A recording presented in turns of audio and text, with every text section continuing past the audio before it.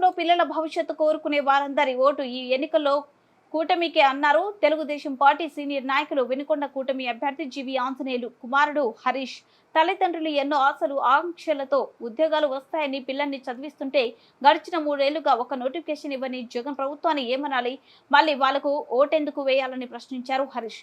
ఆదివారం వినుకొండ 10వ ward ABM compound లో కూటమి అభ్యర్థి తన తండ్రి జీవి ఆంజనేయులకు మద్దతుగా హరీష్ ప్రచారం నిర్వహించారు. ఇంటింటికి తిరిగి తెలుగుదేశం సూపర్ 6 పథకాలపై అవగాహన కల్పించి ప్రచార చిత్రాలను పంపిణీ చేశారు.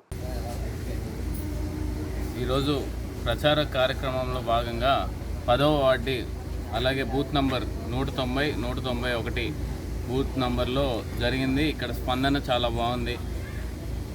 అలాగే ముఖ్యంగా ఎక్కడికి వెళ్ళినా కూడా ఈరోజు తెలుగుదేశం పార్టీలో మహిళలు ఎక్కువగా పార్టిసిపేట్ చేయడం చాలా బాగుంది. ఎందుకంటే చంద్రబాబు నాయుడు గారు ఇచ్చిన పథకాల్లో మహిళలకి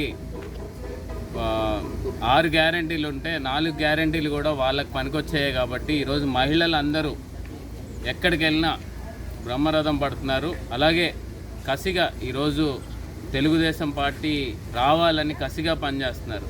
ఎందుకంటే పిల్లల భవిష్యత్తు, పిల్లల్ని ఎందుకు చదివించుకుంటామంటే జాబుల కోసమే. కానీ ఈరోజు ఒక్క నోటిఫికేషన్ కూడా 3 సంవత్సరాల నుంచి గవర్నమెంట్ ఇవ్వలేదంటే వాళ్ళు ఎంతో కసిగా ఉండి మేము తెప్పించుకుంటాము తెలుగుదేశం పార్టీని అని వచ్చి స్వచ్ఛందంగా చేస్తున్నారు. దీనికి అందరికీ, మా మహిళమ్మ తల్లులందరికీ అలాగే మా కార్యకర్తలకు అందరికీ పేరు పేరున ధన్యవాదాలు తెలుపుకుంటున్నాం. ఇంకో విషయం మనం గమనించాల్సింది ఏంటంటే బ్రహ్మనాయుడు లాస్ట్ ఎలక్షన్స్లో చాలా అలివిగాని హామీలు ఇచ్చాడు. ఒక్క హామీ కూడా నెరవేర్చలేదు.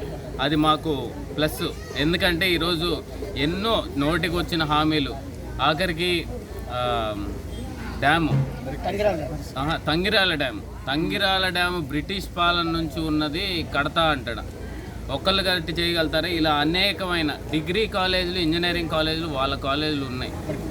కానీ తీసుకొస్తా అని కూడా మాట ఇచ్చి మరీ తీసుకురాలేదు. కానీ ఈసారి మాత్రం ఆంజనేయులు గారి మీద నమ్మకంతో జనాలు ఉన్నారు. వాటర్ ప్రాబ్లం అనాదిగా వస్తున్న వినుకొండలో వాటర్ ప్రాబ్లం మాత్రం ఈసారి లాస్ట్.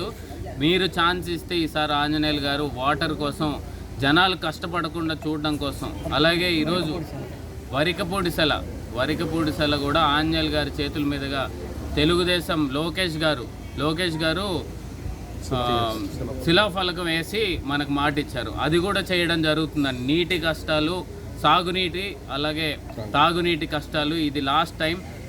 తప్పకుండా ఆంజనేయులు గారికి అవకాశం ఇస్తే చేస్తారని మీ అందరికీ